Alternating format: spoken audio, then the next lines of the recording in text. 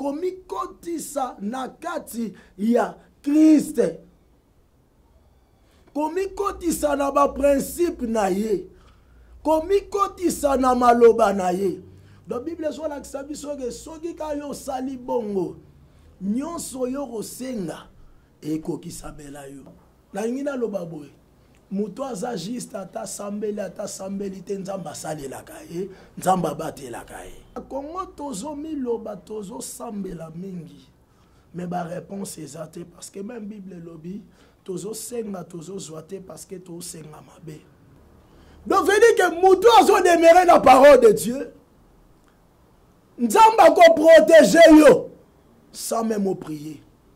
Parce que la Bible dit que l'ange de l'Éternel campe tout autour de ceux qui prient beaucoup et il les arrache à tout danger. L'ange de l'Éternel campe tout autour de ceux qui craignent Dieu, et il les arrache à tout danger.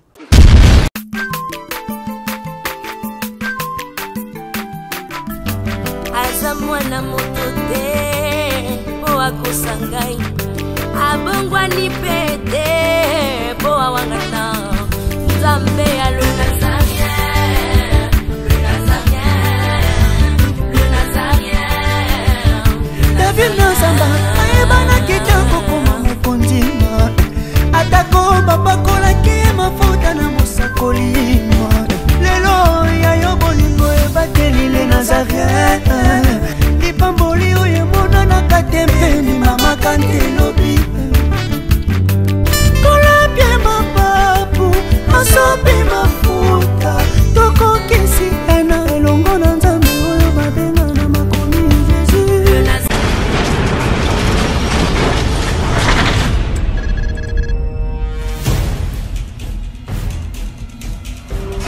Bonjour bien-aimés dans le Seigneur, que le Tout-Puissant de Jacob vous bénisse. Nous voici encore une fois pour vous proposer un nouveau programme. Et donc chaque dimanche sur le Nazaréen, vous suivrez le moindre de tous, l'évangéliste Roger Bach. En accord avec 2 Timothée chapitre 4, verset 1 à 2, je paraphrase. Je t'en conjure devant les hommes et devant Jésus-Christ qui doit juger les vivants et les morts. Et au nom de son avènement et de son royaume, prêche la parole. Nous vous apporterons, bien-aimés dans le Seigneur, le message qui est basé sur Jésus-Christ et de Nazareth. Afin que soit accomplie la parole qui dit, montrez-nous seulement l'agneau, cela nous suffira. Et donc chaque dimanche, sur le Nazaréen, vous suivrez le moindre de tous, l'évangéliste Roger Bach. La prédication, afin que le peuple comprenne la profondeur, la hauteur, la largeur et la surface même de la profondeur de l'infinie grandeur de Dieu qui a été révélée dans notre Seigneur Jésus-Christ. Et donc, comme bien-aimés dans le Seigneur, transportez le message et annoncez-le à tout le monde. Et donc chaque dimanche, sur le Nazaréen, vous suivrez le moindre de tous, l'évangéliste Roger Bach. À vous tous qui nous suivez sur YouTube, que Dieu vous bénisse.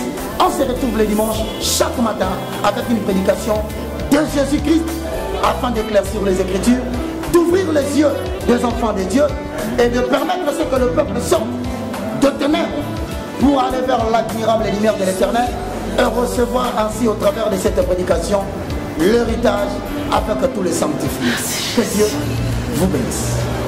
Shalom peuple de Dieu, Nzambe apambola bino, ezangai humble serviteur, Nzambe atindi katinaba nae l'apôtre Amashia Kayoka. De partout au Bozali, bino bato bolandaka biso na www.nazareentv.com. Nzambe apambola bino eloko tentolo bana bino mateya na biso oto bando tsela bino chaque dimanche pona bino ba boza na bandaku na ebike oza malamu mingi to bando partager liloba Nzambe pe to banda pe ko bondela pona bino parce que to zala besoin Nzambe a se manifester na vie ba na Nzambe nyonso. C'est pourquoi Nzambe apambola bino na nyonso oyekoleka. Ciao, Nzambe apambola.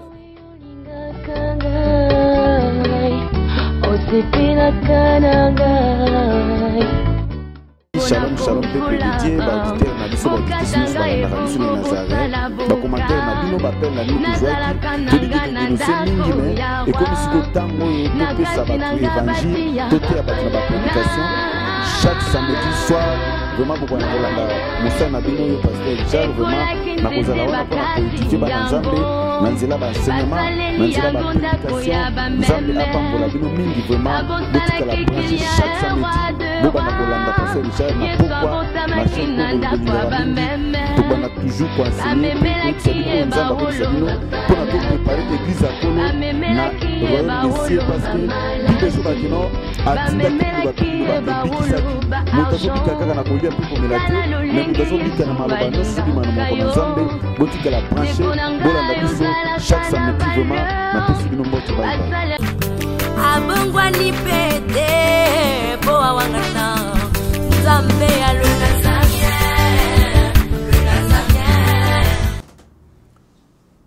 Shalom, shalom, batu nyonso bazolanda biso de partout na www.lenazaréentv.com. Nzambe apambola bino nyonso obozolanda biso. Na yebi ke tozo continuer ba enseignement na biso o tozo zwa. Tozo continuer ba prédication na biso encore o tolaka bino to banda komemela bino. Je pense que tozo continuer na lecture na biso tozo sala, mais au fur et à mesure tozo décortiquer yango malembe pona osunga ba na nzambe ba za na connaissance ya malamu na makambo ya nzambe. Toza toujours na 1 Corinthiens chapitre 2 le verset 2. Bible zoloba dans ma version sous la Bible lobi, car je me suis décidé de ne rien savoir d'autre durant mon séjour parmi vous que Jésus-Christ, et plus précisément Jésus-Christ cloué sur la croix. Nalingina faire comprendre yo boy. Osa vraiment na intérêt makasi. Il y a qu'à connaître Jésus, il y a qu'à fonder connaissance na yo likolo à Jésus, il y a qu'à yeba sur ce que Jésus a fait, il y a qu'à yeba sur ce qu'il est et sur sa volonté jadis. Mais le long de la faire connaître yo boy. Soki okoyeba yango ezan intérêt nini. Parce que koyeba Christ, yango ne sala gete tous à la franchie. Si on regarde bien à Jean chapitre 8 verset 32 Bible sur le bas. Vous connaîtrez la vérité et la vérité vous affranchira. Donc veut dire soki toyebi vérité tous à la franchie. Or vérité on est à Jésus. Parce que dans Jean chapitre 14, le verset 6, Bible Zoloba, Jésus-Christ est le chemin, la vérité et la vie. Donc, on veut dire vérité au photo yeba. Et ça Jésus, et vérité de Jésus. C'est pourquoi place dans notre bababi, vous connaîtrez la vérité et la vérité vous affranchira. Mais quand on va que Jésus-Christ est le chemin, la vérité et la vie. Donc, on veut dire que vérité au photo yeba. Et ça de Jésus. Ceux qui ont basé connaissance sur Jésus, n'est tous à la franchie. Et puis, dans verset où il y a Jean chapitre 8, le verset 36. Si le Fils de l'homme vous a franchi, vous serez réellement libre. Donc, quand on va le vous connaîtrez la vérité vous affranchira. Mais, si le Fils de l'homme, c'est que cette vérité, c'est Jésus. Alors, il faut baser connaissance na biso likolo ya Jésus. C'est pourquoi autant on a Jean chapitre 14, verset 8, Bible Zoloba, on a Philippe Moutoloba. Alors, oui, Seigneur, montre-nous le Père, cela nous suffit. Or, Jésus a la question que le Père, donc c'est lui qui m'a vu, a vu le Père. Donc, il a oué soit la question. Donc, en quelque sorte, Philippe, soja comprenaki, oh Paul a comprenaki, alinga bisa Jésus dit que montre-nous le Père, cela nous suffit. Donc, en réalité, selon Philippe, azaki ko viser la vie éternelle. Parce qu'avoir le Père, c'est avoir son royaume, ainsi de suite. Oh, bisonyo sona mokili. To visaka, premièrement, de Bible zolo banabiso na Matthieu chapitre 6, verset 33. Bible lobi cherchait premièrement le royaume et la justice de Dieu. Nyon so etigali epe samela bino lokwa matabis. Donc, veut dire, Paul a compris déjà que si on a na Christ, on a un royaume des cieux. Si on a na Christ, on a Père, on reconnaître Père. Mais Philippe, azagina na moi ignorance. Donc, avoir le Christ, ou bien être ensemble avec le Christ, c'est avoir le Père ou avoir la vie. Alors, il y a Zongi, mbalamoko kokende le roi na suka. Donc, quel roi na finalité.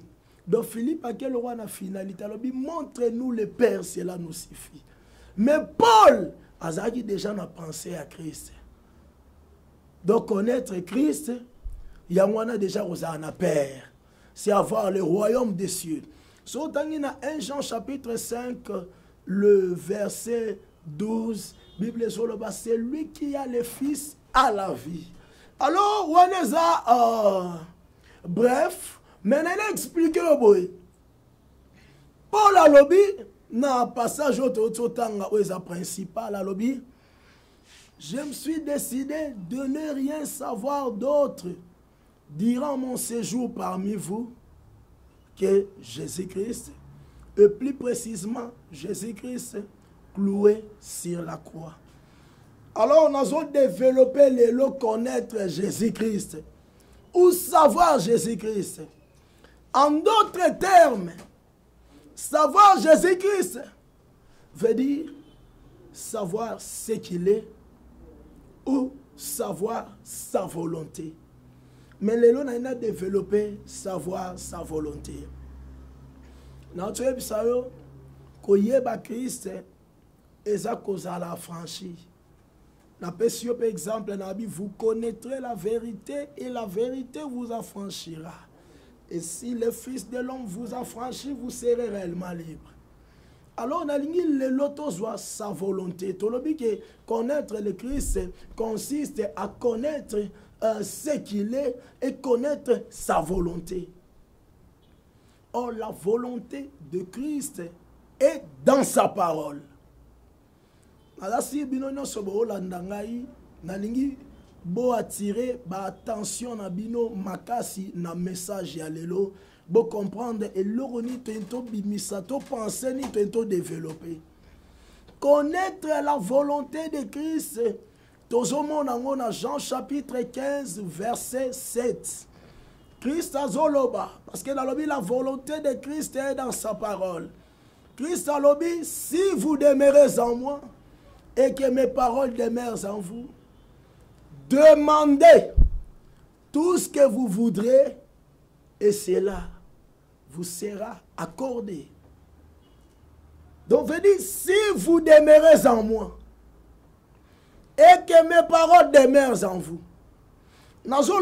si vous demeurez en moi, parce que normalement, si vous demeurez en Christ, en quelque sorte, ça veut dire que vous demeurez dans la parole. Parce que Jean chapitre 1, tout le monde verset 1, Bible Zoloba, au commencement était la parole était avec Dieu et la parole était Dieu.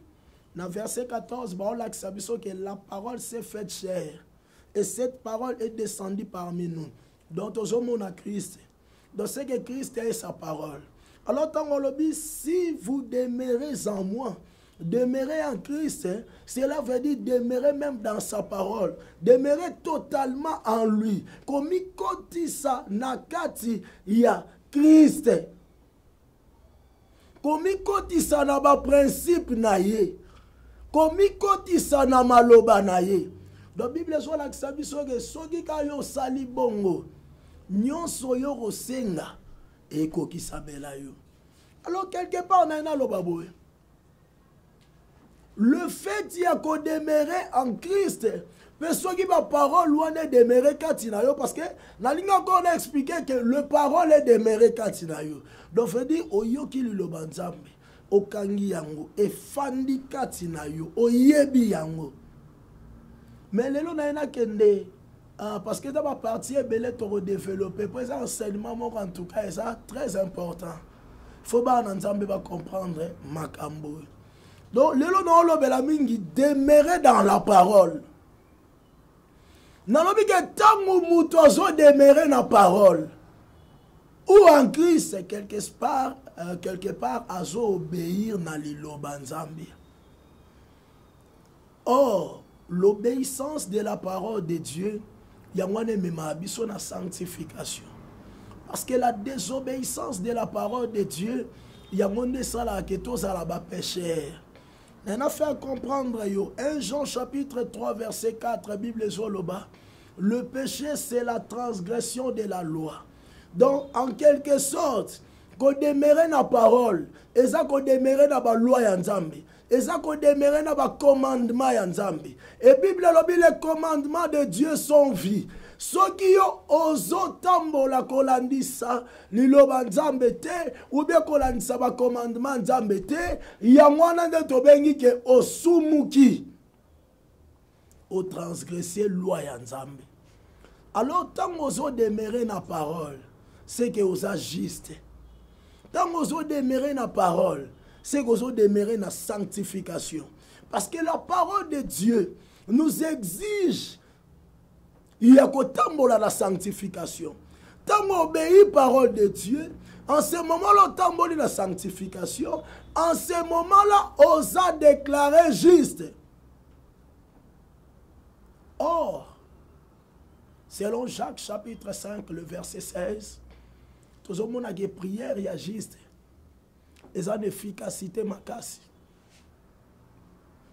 Donc, c'est que, premièrement, nous, il y a un principe ou bien volonté à Christ. Tout ça, c'est le banzambe. Au moment où sogo to sili lo banzambe, au commis juste prière na yo et aux en efficacité makasi. Bien-aimé, et au sengate au sala jeûne à 30 jours, jeûne à 4 jours, jeûne à 100 jours, jeûne à 200 jours pour nzamba sala. So tali bien place to tanga. So bandi Jacques chapitre 5, le verset 17, bapé si biso exemple ya juste moko. Ou sali prière. Mais quelle sorte ya demande na prière na ye? Juste on est Eli. Eli abondeli. Akangi mbula pendant 3 ans et 6 mois. Mais Eli a 8 ans et belé te la demande na ye. Eli a 8 ans et belé te la prière na ye. Mais dans l'efficacité, il y a prière, il y a Eli.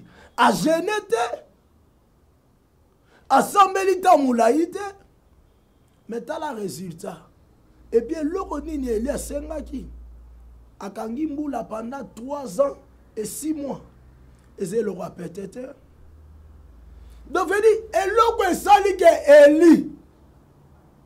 Prière naye et produire makambu oyo, tout ba résultat oyo. C'est parce que ça qui juste. On a pas si bien un exemple bien. Jacques chapitre 5, verset 16. Balobi prière ya juste et ça d'efficacité à makasi. Mais dans verset 17, baola ki sabi son ndenge Eli assemblé pendant 3 ans et 6 mois à Kangimbula. Donc, ne balandi si ba verset oyo. Donc, balabeli makambo a cause la juste. Pe ba zui, ba blaki si biso histoire ya Eli. C'est que ba on la ki sabi son exemple ya juste moko o sali prière na ye, pe prière na ye et produire résultat ya makasi. Donc, tant qu'on demeurer na parole de Dieu, et c'est yo kutu.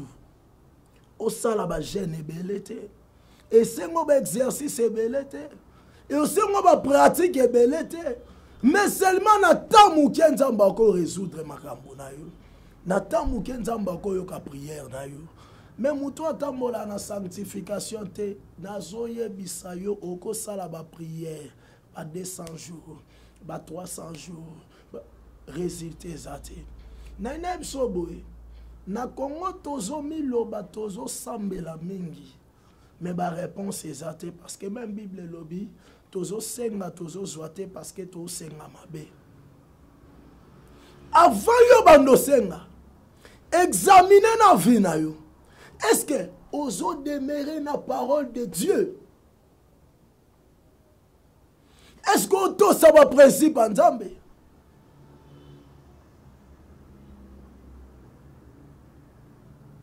Et loko photo mi tuna mingi. Pierre a commis une belle porte.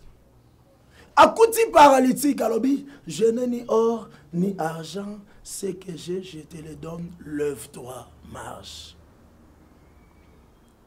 Et je même pas 2 minutes. Donc je dis, à sali prière à Moukousse et fait et se produire.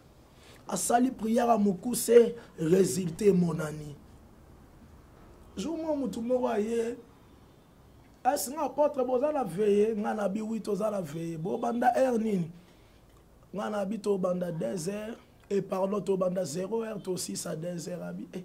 Apôtre bo humilité, biso to linga ti tongo. Na bise ngana prophète abalite hein. Pour nzamba répondre ngai fona sande ti journée mobimba, fona sande ti non. Na boyi makambo ko sambela te. Na boyi makambo ko sambela te, je dis bien. Mais pour Nzamba répondre yo, est-ce qu'il faut ça la gars 100 jours à jeûne? Na boy peut jeûner. Est-ce que pour Nzamba répondre yo, faut que gars boutou mobimba to sambela? C'est obligatoire te. La prière d'un juste, ils ont une efficacité makasi. Moutou à sa juste.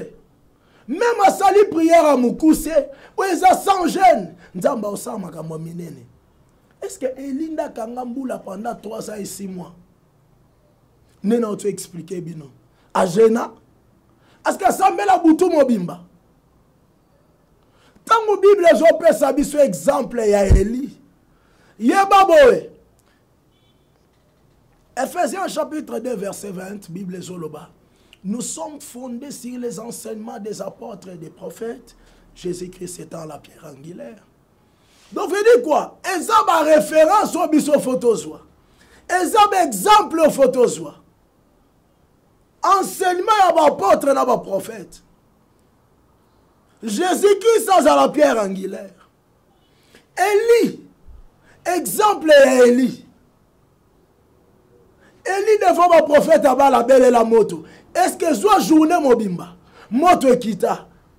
Est-ce que soit journée mobimba? Est-ce que pour prier, faut que Tomi Boma, Tomi Zokisa, Nara Mutumora Ote Yalobi, Nana Salaba sacrifice Pontamba Yoka, Nafuka même Likola Babouchon. Est-ce que l'oko yoko te ya bandimi yangwana, Pontamba Saela Yofo Fuka Malikola Babouchon? Wanezaro Minyokola? Non! Respecte tout simplement la parole de Dieu. Demeure dans la parole de Christ. Au monde qui m'a ya minene au salamela yo na prière na yo. Respectez le principe. N'a pas insisté, n'a pas eu ma prière te. N'a pas eu jeûne te. Mais même jeûne, où est-ce qu'on va l'exaucer? Et ça y a mutu oyo atambola kolandisa liloba nzambe.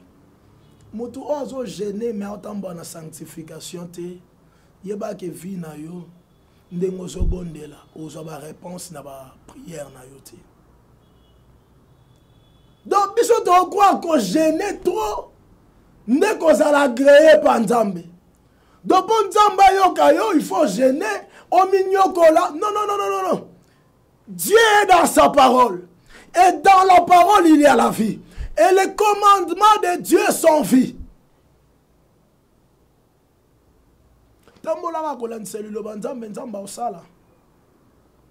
c'est moi ebsanga bien apporte kolanda kindumba na ngate na sambela kaso pena botie prière to sambela oh donc selon sœur wana ko sambelela kisi ko ganga kotoka non nzamba za wana te soki gêné au prier ata 100 jours so demeurer ka nekobo yeba ke prière na yo nzamba oyoka ngote po yoka libondele musumu kite.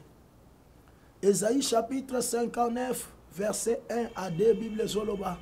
La main de l'Éternel n'est pas trop courte pour sauver, ni son oreille trop dure pour entendre, mais ce sont nos péchés qui dressent un mur entre nous et Dieu.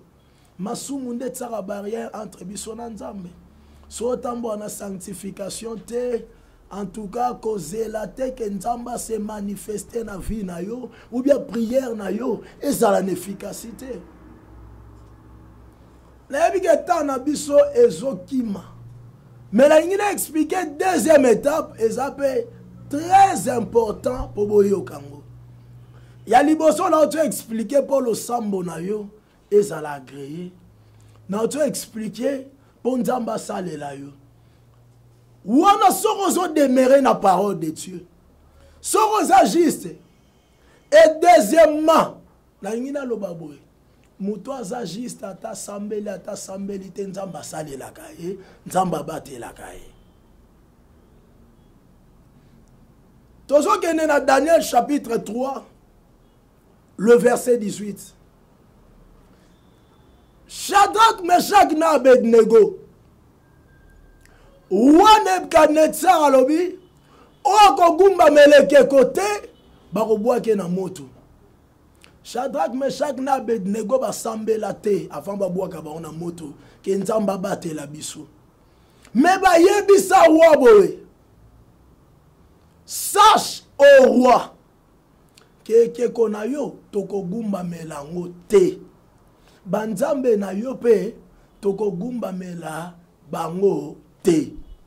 Donc c'est que va demeurer la parole de Dieu. Va prier te mais va demeurer la parole de Dieu. Sont à l'Exode chapitre 20, au bandi na verset 1er tina 5e verset. Pour la on le baka 5e verset pour ta isa mukuse. Balobi okogumba melanzambe mususu te. Et ça interdit. Donc banda verset 1er tina 5e verset, tout le monde a interdiction à idolâtrie. Ou bien interdiction à kogumba melanzambe mususu. Shadrach, Meshach na Abednego, juste va demeurer qui na parole wana. Ba boy kogumba meleke kwa Nebukadnezar. Ba prier te, mais seulement va demeurer dans la parole. Et là on est salimaki. Tamba bois qui bango na moto. Nzamba protéger bango na moto. Donc, veut dire que Moutou a demeuré dans la parole de Dieu. Nzamba ko protéger yo sans même prier. Parce que la Bible nous dit que l'ange de l'Éternel campe tout autour de ceux qui prient beaucoup et il les arrache à tout danger. L'ange de l'Éternel campe tout autour de ceux qui craignent Dieu, et il les arrache à tout danger.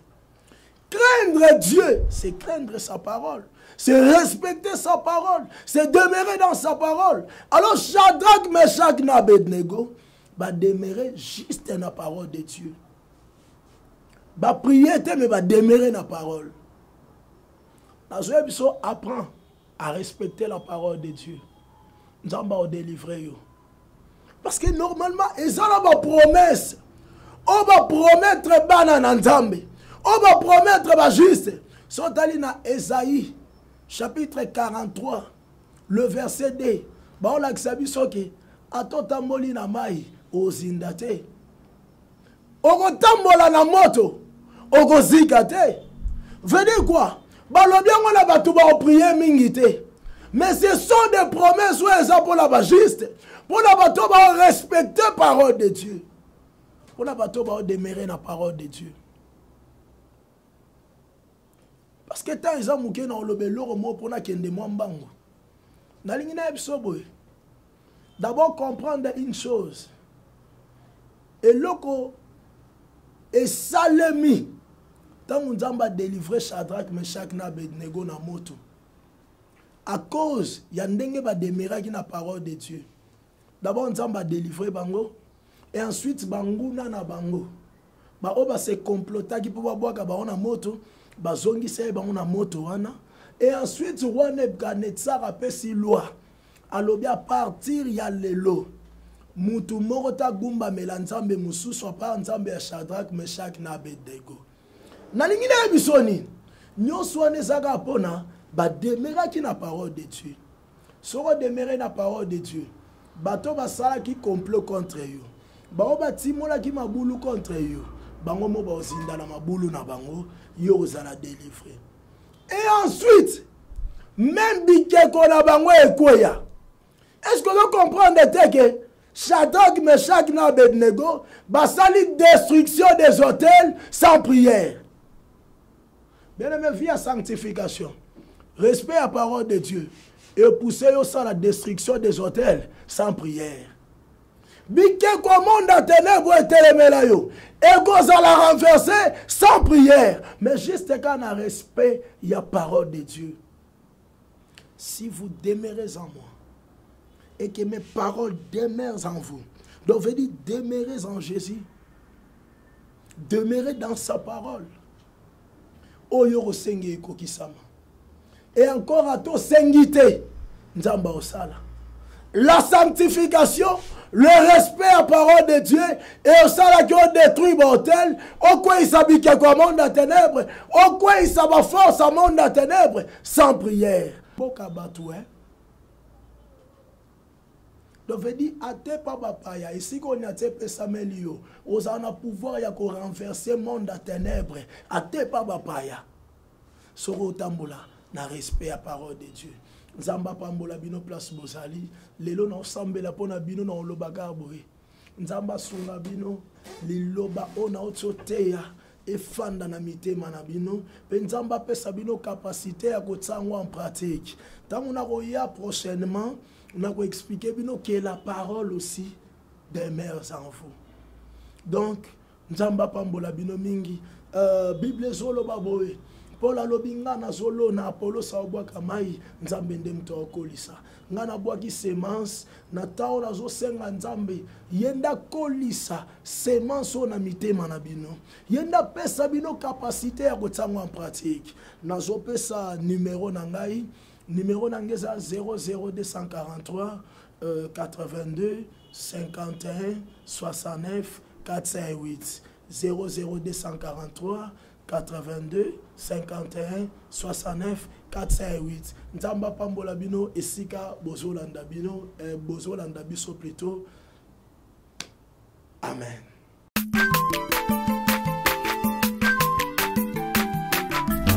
Aza mwana moto te po akosangai abongwani pete po awangana Nzambe ya le Nazarien, le Nazarien, le Nazarien, David Nazamba